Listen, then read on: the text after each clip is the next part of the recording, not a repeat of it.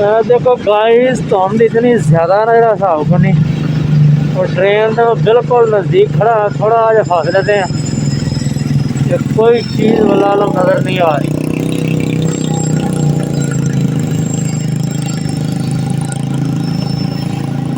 Train अगू station आ गया, रुक रही है उत्थे। मैं बिल्कुल शहर के अंदर खड़ा हाँ और शहर के अंदर ये आलम है धुंध दा। देखो ये बाहर खुली जगह खुले फिजा की आलम होएगा धुंध दा, यानी कि ना देखो बिल्कुल शहर के अंदर हालांकि थोड़ा जहा इस तरह के मामला जो ना घट होंगे। दोनों तरफ देखो तो कोई चीज़ नज़र नहीं आएगी, यानी कि अज बहुत ज़्यादा धुंध जी। गाइस जो मैं नज़ारा दिखा रहा ये है बिल्कुल रेंजर खान शहर का नज़ारा। बिल्कुल शहर का जो मेन रोड है, सेंटर शाही रोड इसमें कहते हैं, उसका नज़ारा देखो बहुत, यानी कि ना अज मैं जी नैक्सट वीडियो लास्ट वीडियो लाई थी, सैकंड लास्ट, अज उस तो भी ज़्यादा कम टप्पे पे धुंध ना।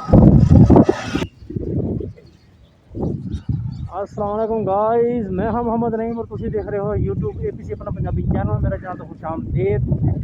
अगर मेरे चैनल पर नई वीडियो देख रहे हो तो चैनल को जल्दी सब्सक्राइब और बेल आइकन कर दो। जितना होगे खुश रहो, आबाद रहो।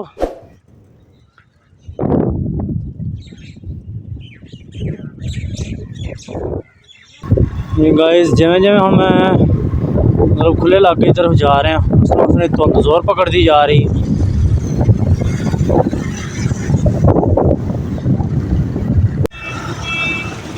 अल्लाह अकबर, अल्लाह अकबर।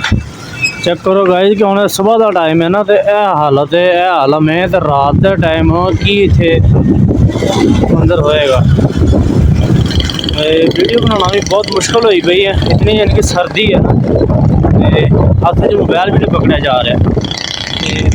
मेरा सिर्फ और सिर्फ वीडियो बनाने का मकसद अज यही सी कि इतने शदीद मौसम के अल्लाह ताला माफ़ करे कि कितने हादसे हो सकते हैं धुंध विच।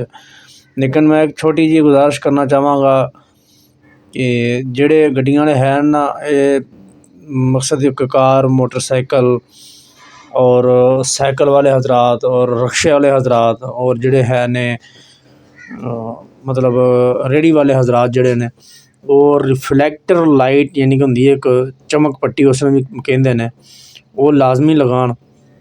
क्योंकि वह यह बड़ा फायदा होंदा है कि भी वो धुंध विच जदों पिछों और कोई लाइट वगैरह पैंदी है ना, तो वो चमकदी है, यानी कि उस दे नाल फिर ये होंदा है कि पिछों को आने वाली सवारी या कोई अगों आने वाली सवारी होवे उसनूं थोड़ा बहुत अंदाज़ा हो जाता है। इतनी धुंध जिहड़ी पै रही है इस दे विच कोई चीज़ नज़र ही नहीं आती ना, वह फिर सिर्फ यही मकसद होंदा है कि भी थोड़ी जी चलो एहतियाती तदबीर हो जाती है। देखो तुसीं अपनी ज़िंदगी की हिफाजत करो, तुहाडी ज़िंदगी महफूज समझो कि तुहाडे सिर ते तुहाडे घर वाले जिहड़े जिन्हां दा निज़ाम चल रहा है वो भी महफूज, तुहाडे बच्चे ने, बहन भाई है, वालदैन ने, जो भी है ने रिश्तेदार। ज़िंदगी बहुत वड्डी कीमती है, अल्लाह दी नेमत है, इसकी हिफाजत करो।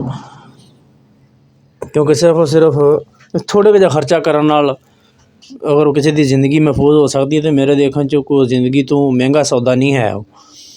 मेरा हुण अगर मोटरसाइकिल ने तो मैं मोटरसाइकिल के चारे इशारे चालू कराए हुए हैं ना, जो इस तरह का मौसम होंदा है या फिर मैं जो शहर के चौक वगैरह तो क्रॉस करना हो, मैंने सीधा जाना हो तो उदों मैं चारे इशारे लगा देना। हुण थोड़ी जी प्रॉब्लम बनी हुई, बल्कि वो इलैक्ट्रीशियन की वजह तो एक दिन थोड़ा मसला बनया तो इलैक्ट्रीशियन को लैके गया तो उन्हें गड़बड़ करती है, कुछ थोड़ी जी काम की सैटिंग की है तो बाकी काम खराब हो गया। हूँ एक भी चारे इशारे कट्ठे नहीं चलते, तीन चलते तो एक नहीं चलता, दो चलते तो एक नहीं चलता, बस इस तरह। वो थोड़ा जिहा काम पेंडिंग पे है तो मैं कि चलो हुण ना मैं किसी मेन इलैक्ट्रीशियन को लैके जावांगा वड्डे कोल, तो फिर एक बारी सारा काम करवावांगा।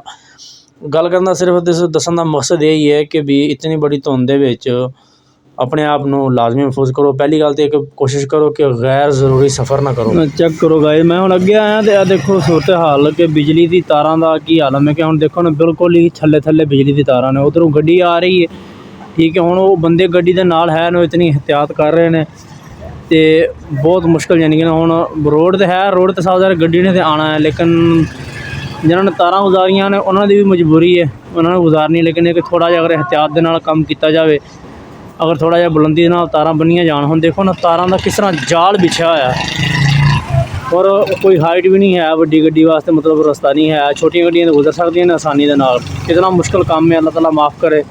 एक मौसम वैसे तो बनया है, कोई तो इस तरह का मामला खुदा ना खास्ता अल्लाह ना करे, अगर कोई इस तरह का मामला बन जाता तो पता नहीं कितने को जानी नुकसान हो सकता, और जी तबाही हो लैदा।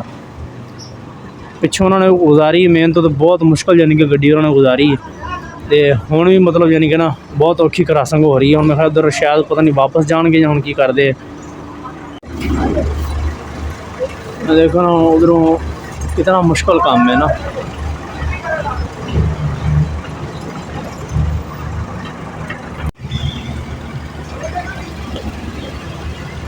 हम देखो कि तारां तकरीबन गड्डी दे नाल अटैच होई पईयां ने, यानी कि ना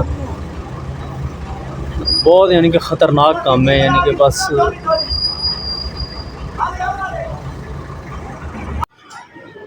जी गाइस देखो सामने परिंदे भी अज यानी कि ना चल चला रहे हैं काफ़ी दिनों तो बाद। अज को थोड़ा जाना मौसम यानी कि क्लीयर होया। हुण टाइम होने वाला नमाज मगरब का, तो बस 10-12 मिनट रह गए नमाज मगरब चों, लेकिन हजे तक दिन बिल्कुल क्लीयर है। तो शुक्र है अल्लाह का, क्योंकि थोड़ा जिहा यानी कि ना अज दिन धुप्प वगैरह लगी हुई थी, लेकिन मैं सुता होया सा, हुण उठिया तो मैं कहा चलो तुहाडे नाल शेयर करिए इत्थों दा माहौल। तो उम्मीद है कि तुहानूं वीडियो अच्छी लगी होगी। अगर वीडियो अच्छी लगी हो तो वीडियो लाइक करो, चैनल सबसक्राइब कर दिया करो, बैल आइकन पर क्लिक कर दिया करो। मिलते हैं नेक्स्ट किसी वीडियो का। ना तब तक अपना ख्याल रखो, अल्लाह हाफिज़।